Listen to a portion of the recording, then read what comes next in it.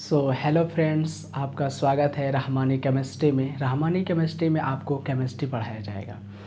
तो हम शुरू करते हैं। हो सके तो थोड़ा वीडियो लंबी बन सकती है, लेकिन कोई दिक्कत नहीं, हम समझाने की कोशिश करेंगे पूरी तरह से।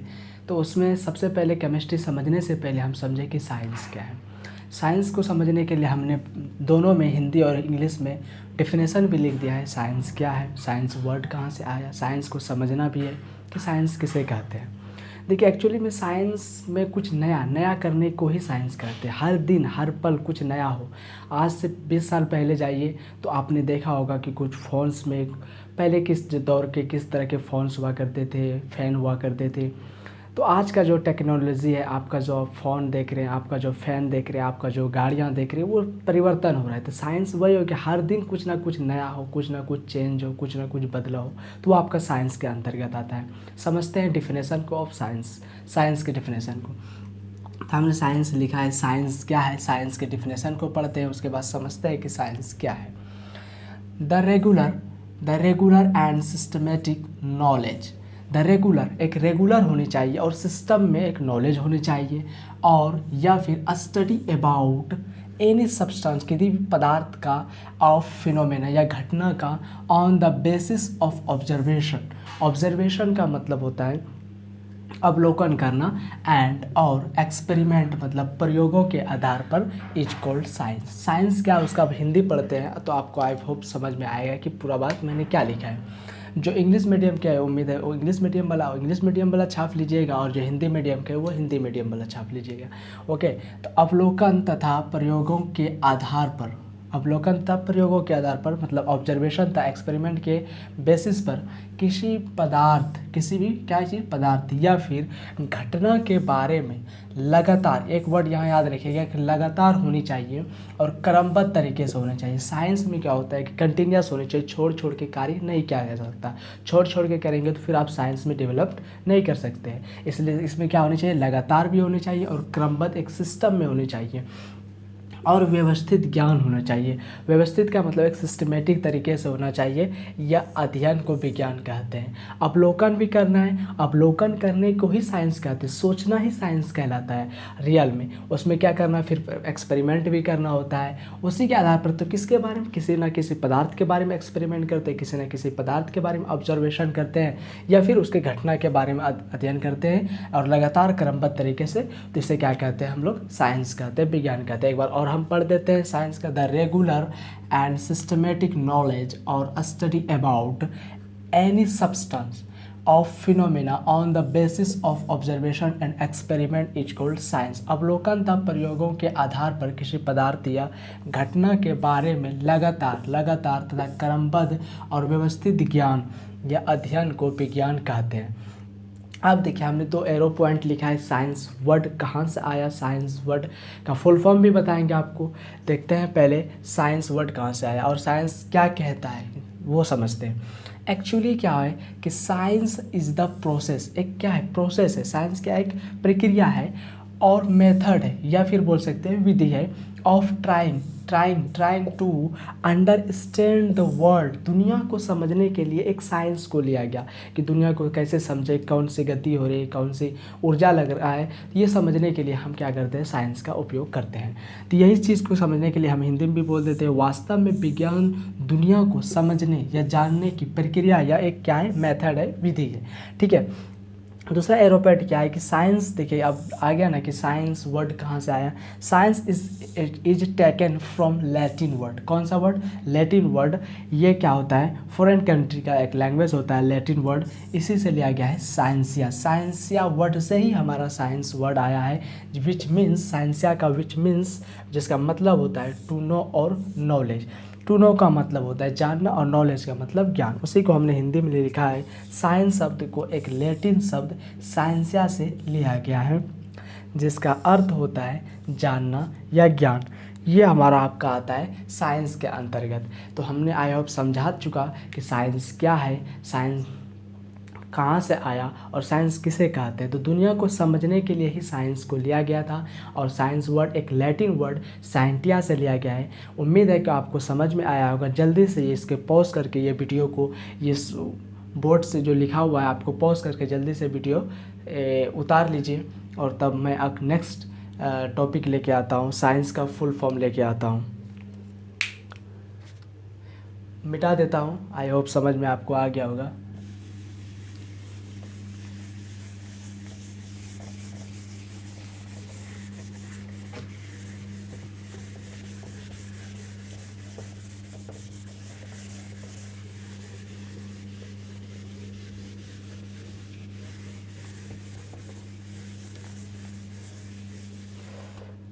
अब समझते हैं कि साइंस का फुल फॉर्म क्या होता है। साइंस का फुल फॉर्म हम लिख देते हैं SCIENCE।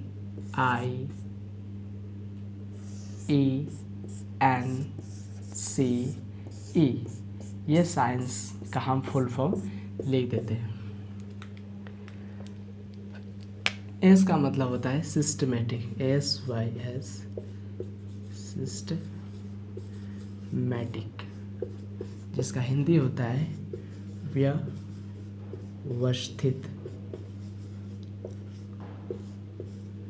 दूसरा वर्ड है सी, जिसका मतलब होता है कॉम्प्रिहेंसिव,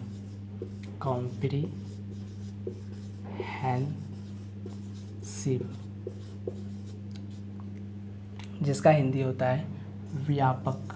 क्या होता है? व्यापक। तीसरा है इन्वेस्टिगेशन,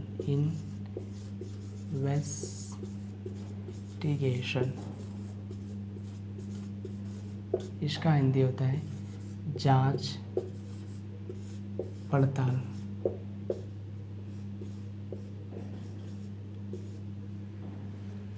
चौथा जो वर्ड है आपका है एक्सप्लोरेशन, एक्सप्लोरेशन,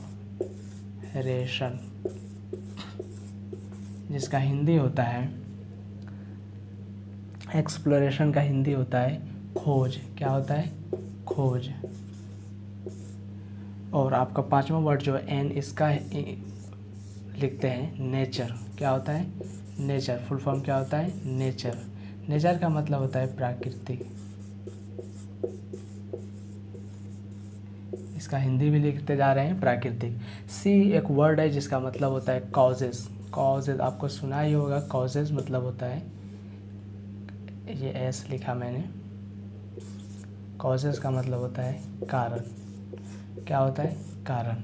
और ई लास्ट में इसका मतलब होता है इफेक्ट, इसका हिंदी होता है प्रभाव। तो ये रहा आपका साइंस का फुल फॉर्म SCIENCE। एस का मतलब सिस्टमेटिक, व्यवस्थित। सी का मतलब होता है कॉम्प्रिहेंसिव, व्यापक। और आई का मतलब होता है इन्वेस्टिगेशन, जांच पड़ताल। इस ई का होता है स्पेलिंग एक्सप्लोरेशन, खोज। एन का मतलब होता है नेचर, प्राकृतिक। सी का फुल फॉर्म होता है कॉजेस, कारण। और ई का होता है इफेक्ट, प्रभाव। जल्दी से पॉज करके वीडियो को लिख लीजिए, तब तक हम मिटा देंगे, तब तक आप लिख लीजिए।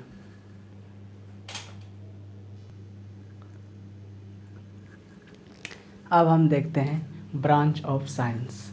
ब्रांच ऑफ साइंस इसका हिंदी होता है विज्ञान की शाखाएं,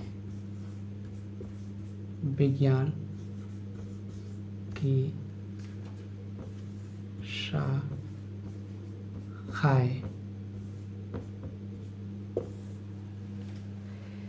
जिसमें कि हम देखिए ब्रांच ऑफ साइंस में हम मेन कुछ चीज़ें बताएंगे। होने का तो ब्रांच ऑफ साइंस में बहुत सारी चीज़ें हैं, लेकिन जिसमें कि हम कुछ इंपॉर्टेंट सब सारे टॉपिक को हम ले लिया है। ब्रांच ऑफ साइंस में पहला आपका टॉपिक आता है फिजिकल साइंस को एक भाग में तोड़ा। दूसरा है लाइफ साइंस बोलिए, या फिर नेचुरल साइंस, या फिर उसका पूरा बोल सकते हैं बायोलॉजी। तीसरा होता है फॉर्मल साइंस, जिसका हम नंबर के लिए पढ़ा जाता है। चौथा है अप्लाइड साइंस। पांचवा सोशल साइंस और अर्थ साइंस। ये मैंने कुछ इंपॉर्टेंट टॉपिक्स लिखे, जिसमें कि देखिए फिजिकल साइंस में आपको क्या होता है, study of non living system के बारे में पढ़ना होता है। स्टडी जो करते हैं वो लिविंग सिस्टम नहीं, वो जीवित सारी चीज़ों के नहीं, वो नॉन लिविंग सिस्टम के बारे में पढ़ते हैं। इसलिए हमने लिख दिया है study of non living system, जिसके अंतर्गत आता है फिजिक्स और केमिस्ट्री। किसके किसके अंतर्गत कौन सा आता है, वो हम सारी चीज़ें यहाँ पर आपको बता रहे हैं। कि फिजिकल साइंस, उसको जो हमने लिखा है यहाँ पर ब्रैकेट में, वो study of non living system के नाम से जानते हैं, जिसके के अंतर्गत 2 टॉपिक्स आते हैं, फिजिक्स और केमिस्ट्री, जिसमें से हम लोगों को क्या पढ़ना है, केमिस्ट्री पढ़ रहे हैं, क्योंकि हमारा चैनल है रहमानी केमिस्ट्री, और रहमानी केमिस्ट्री में आपको सिखाया जाएगा केमिस्ट्री। तो हमारा सब प्यारा सा टॉपिक है केमिस्ट्री। तो इसके बाद हम देखेंगे कि केमिस्ट्री क्या है, लेकिन तब तक इसको समझिए। जिसमें कि हमने बोला था लाइफ या नेचुरल साइंस, जिसको हम बायोलॉजी कहते हैं, उसमें जो हम स्टडी करते हैं, स्टडी ऑफ लिविंग सिस्टम, जीवित चीज़ों के बारे में स्टडी करते हैं, जिसमें कि हमें जो इसके जो अंतर्गत आता है वो आता है बॉटनी और जियोलॉजी। इसका 2 भाग को मैंने तोड़ा, एक बॉटनी और जियोलॉजी है, इसका जो होता है मेन बायोलॉजी होता है। बॉटनी के अंतर्गत आपको प्लांट्स के बारे में पढ़ने को मिलेगा, जियोलॉजी के अंतर्गत आपको एनिमल्स के बारे में पढ़ना पड़ेगा, या आपको ब्रांच ऑफ साइंस के बारे में बता रहे हैं। और तीसरा है फॉर्मल साइंस, जिसमें आप नंबर के बारे में पढ़ने को मिलेगा, जैसे मैथमेटिक्स आपको संख्या के बारे में पढ़ने को मिलता है। कंप्यूटर साइंस में 2 संख्या का इस्तेमाल होता है, एक 0 एक 1, जिसमें कि आप 0 1 लेते हैं। तो ये भी क्या आता है, किसके अंतर्गत आ जाता है, फॉर्मल साइंस के अंतर्गत, क्योंकि इसमें हम नंबर्स के बारे में पढ़ते हैं। अप्लाइड साइंस वो साइंस होता है जिसको कि हम खुद बनाते हैं, ना कि कोई और। इंजीनियरिंग होता है, ये क्या होता है, गॉड्स के द्वारा बना तो इंजीनियरिंग नहीं होता है। बायोलॉजिकल इंजीनियर तो हमको खुद पढ़ के स्टडी करके बनना पड़ता है। फार्मेसी हम जो करते हैं, मेडिसिन वगैरह बनाते हैं, तो हम बनाते हैं, ये हमारा अप्लाइड साइंस के अंतर्गत आता है। अप्लाई करके जो हम चीज़ को उपयोग करके और बनाते हैं कोई भी चीज़ को, वो अप्लाइड साइंस के अंतर्गत आता है। सोशल साइंस भी एक साइंस है, जिसमें क्या आता है, सिविक्स आता है, ज्योग्राफी आता है, इकोनॉमिक्स आता है। इसमें भी 3 हिस्से आते हैं। तो ये रहा था आपका ब्रांच ऑफ साइंस। इसमें हमने कोशिश किया कि सब सारे टॉपिक को डिस्कस किया कि अप्लाइड साइंस क्या है, सोशल साइंस क्या है, ये सारी चीज़ें होता है, नेचुरल साइंस, फिजिकल साइंस, जिसमें कि हमको जो मेनली पढ़ना है वो केमिस्ट्री पढ़ना है। तो आप पॉज करके जल्दी से उतार लीजिए, तब तक हम मिटाने की प्रोसेस में लगेंगे। जल्द से जल्द करें, हम फिर इसको मिटाने वाले हैं। पॉज करके जल्दी से उसको उतार लीजिए।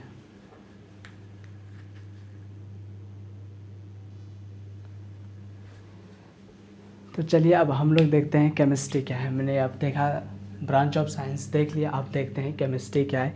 तो केमिस्ट्री का डेफिनेशन हम लिखेंगे और समझाने का भी कोशिश करेंगे।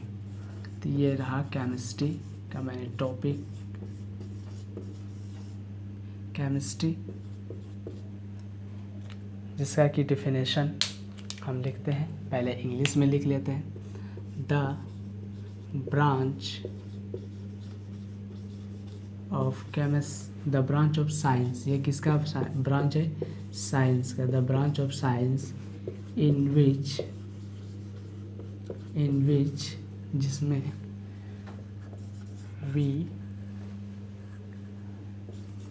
Study about composition. इसमें 4 बातें याद रखना होता है। CSPI को ही हम केमिस्ट्री कहते हैं, जिसमें कि आप लिख रहे हैं COM,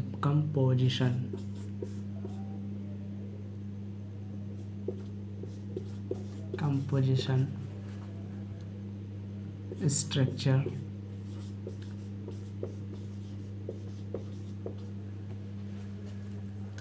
properties, interaction, etc. Of matter और या फिर सब्सटेंस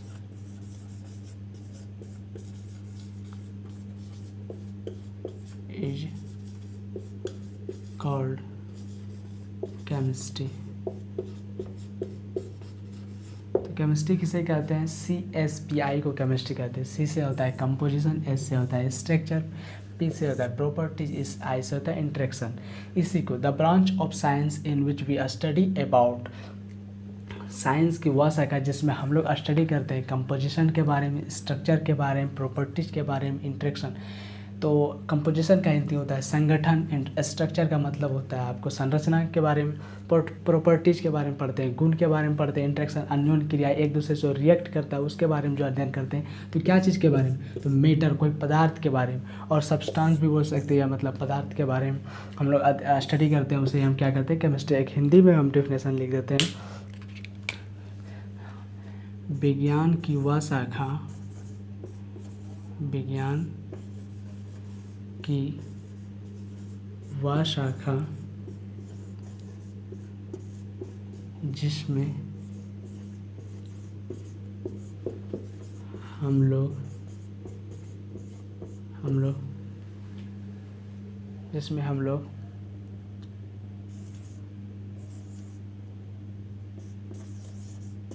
पदार्थ के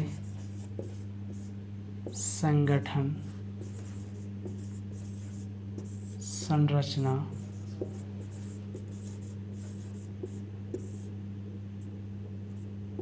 गुण, अन्योन्य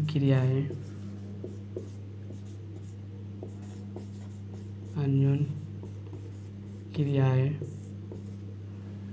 इत्यादि, क्या चीज, इत्यादि के बारे में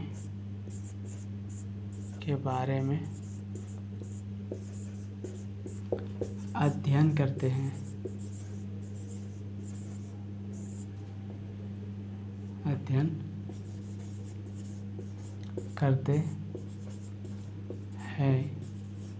उसे रसायन कहा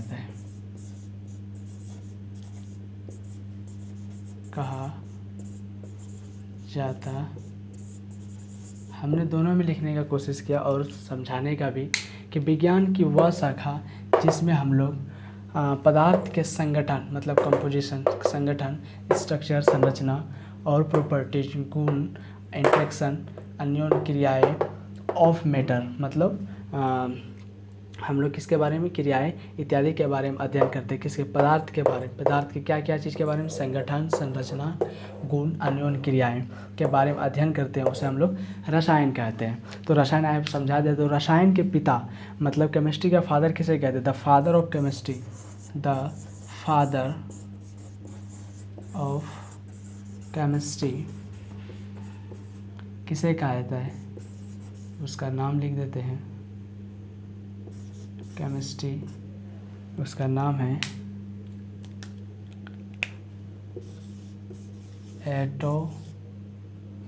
एटोनी